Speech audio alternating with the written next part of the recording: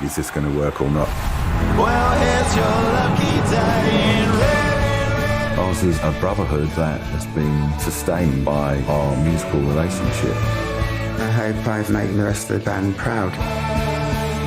The fact that we haven't always... Ciao Toby, è un piacere incontrarti a Siu Sound di Torino e approfondire il tuo documentario To the End, dedicato ai Blur, una band fondamentale degli ultimi 30 anni, in grado di definire un nuovo immaginario sia dal punto di vista musicale che visivo. Penso alla copertina del loro album d'esordio, per esempio, Leisure, 1991 credo, ai colori vividi e rimandi storici, alle chitarre jungly, appunto, e vorrei sapere cosa ti colpì di loro inizialmente. A very good description. I think the reason Blur resonated so much and still do is they're really very idiosyncratic. There aren't really any bands that combine so many ideas into one sort of contradiction like them. I think the name Blur is a very honest title for a band. It really does meld a lot of different influences and ideas. I think also in pop music, they're quite a dangerous band because they sort of, on the surface of things, have these catchy melodies and big choruses, very big anthems, and people can sing along. But there's always like a greater significance lyrically and a depth to the themes that Damon writes or Graham writes in the songs. So on the one hand, you've got this kind of amazing emotional power that the songs convey and feel, but then you've also got this kind of social, at times political commentary, which is kind of underlying. And I think that when you look at the world that we're in right now, I think what people maybe crave from art without realizing it, and music is something that is a bit of a portal to us understanding what's going on in the world. And I think Blur are a pretty good band to get behind in that regard. They have a good grasp on what modern society feels like, I think. Yeah. Quanto hai detto ha già anticipato la prossima domanda, poiché i Blur sono stati in grado da sempre di offrire una lettura assai accurata della nostra società. Hanno dimostrato acume, hanno utilizzato un approccio ironico, una profondità di sguardo sorprendenti, sono stati un vero e proprio specchio rispetto alla società in cui viviamo e sono infiniti gli esempi a corredo di quanto sto dicendo. Penso anche ai video Parklife, Girls and Boys, Country House, tra gli altri. Cosa pensi di questa abilità?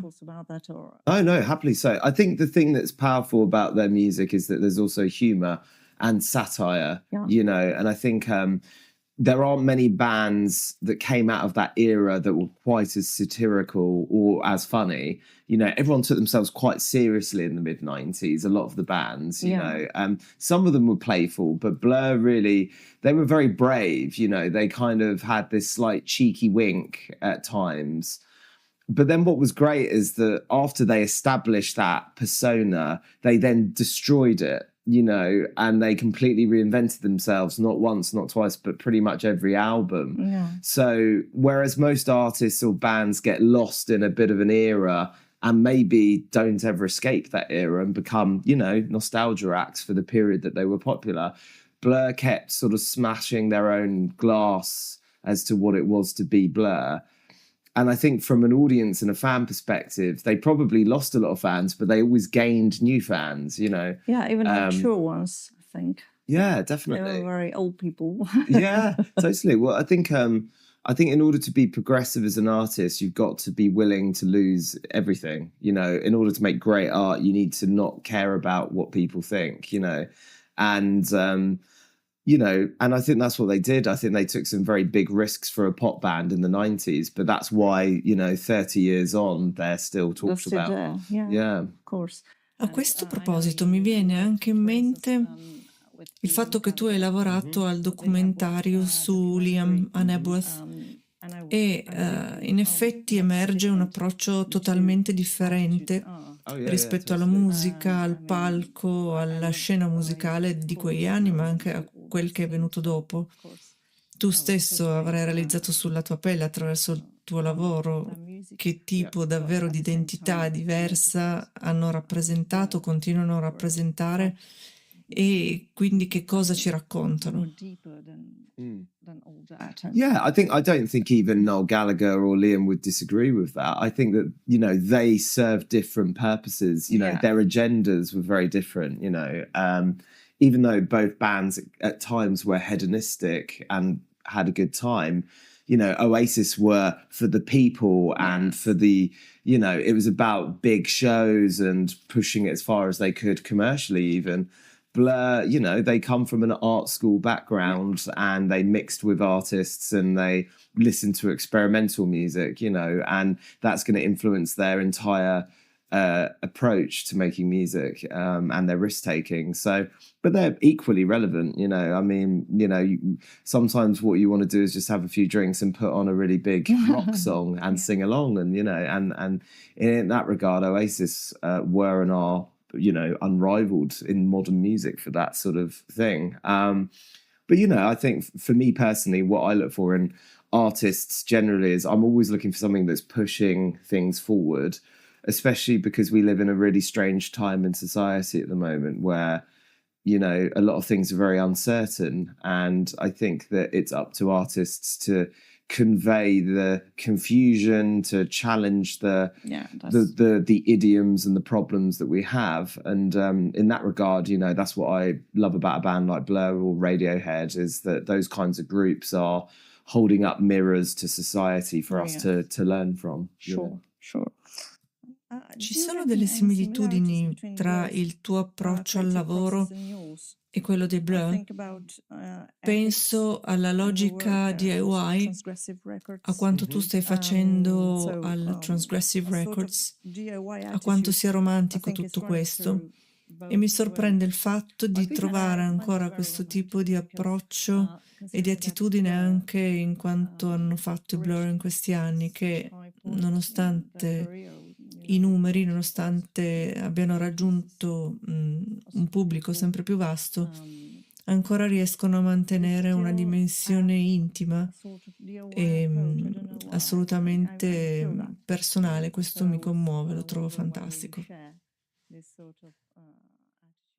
Definitely. I think that spirit of DIY comes from any artist that has started from the beginning and, couldn't afford to pay for rehearsals, barely could afford instruments, lugging your gear up small alleyways to get onto a stage at small venues and then work your all the way up to stadium level. And, that's definitely true of Blur's story. They had to work very hard to get to where they were through endless touring. And in the 90s, you didn't have social media or streaming. You had to go out for a proper campaign back then, and that often meant that there was a lot of lost hours and hard work. From my perspective, I think any art or music or people that you're inspired by, that influences your approach. So for me, I think the boundary pushing, the risk taking, the diversity that they encompass as a band, that's what I've definitely, with me and the rest of the team at our label Transgressive, we've definitely tried to sort of have that sort of ethos, really, of not being afraid to put out brave music. You're doing great things. Oh, that's very kind. Thank you. Well, no, I think, again, the easy option is to just try and find, someone in their bedroom covering pop songs on TikTok and trying to then, mass market viral moments on the internet.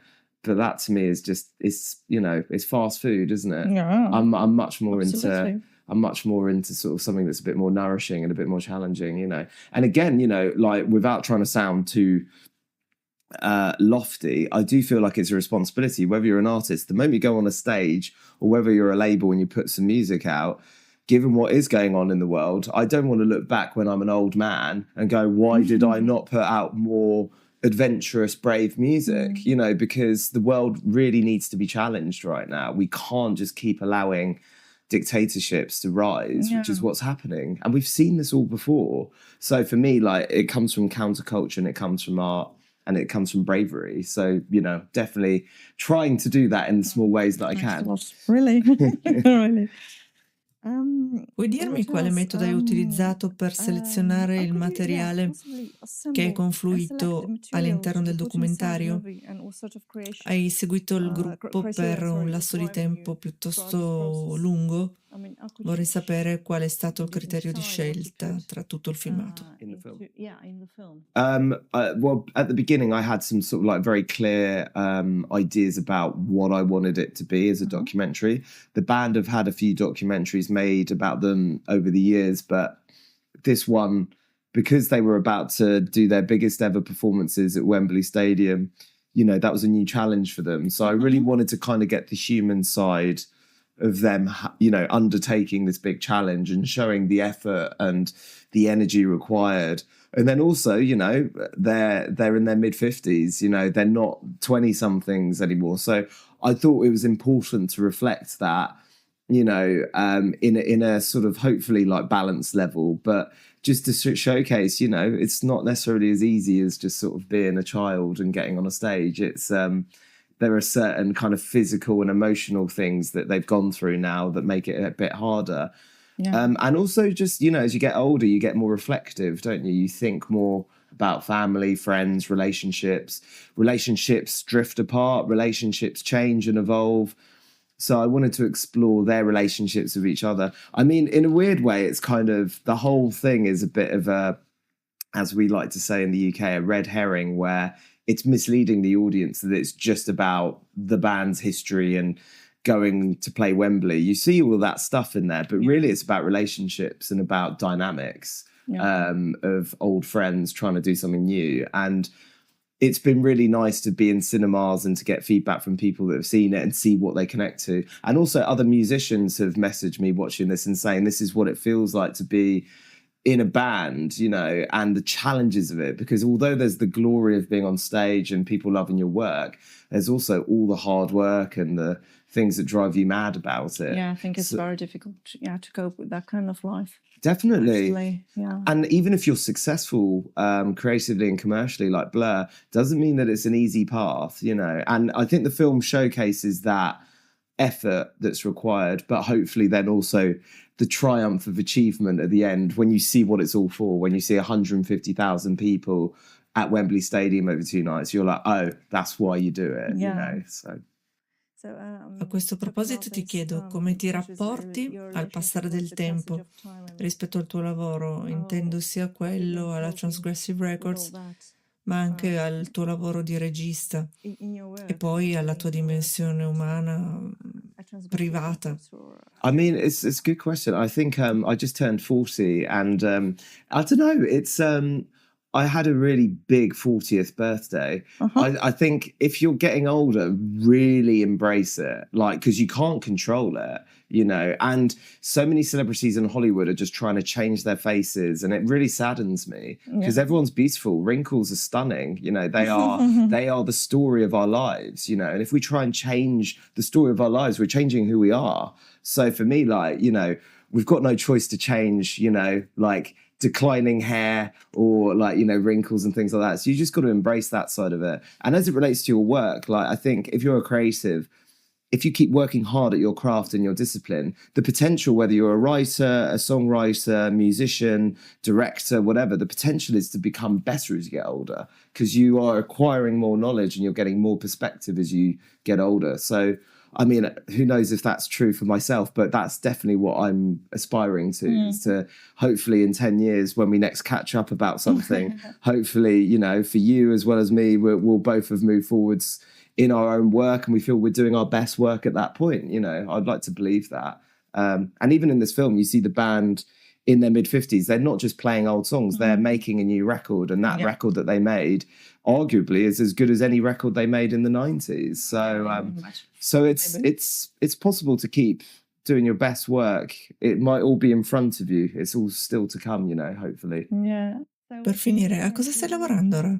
At the moment, it's just sort of like regaining sort of some sense of normal see after this film project. 'Cause it was like a long amount of time. We were filming it for 6 months, then post for 9 months, and then the last sort of 6 months has been promoting and getting it out there. So I've written some new treatments of ideas of new documentaries, and there's some other stories that me and my production team want to tell. But we're just waiting for the right thing to land rather than pushing it too hard, because it's been a really long process, and I'm looking forward to sort of the right thing happening at the right pace rather than trying to force it to happen, if that makes sense. Okay. So yeah.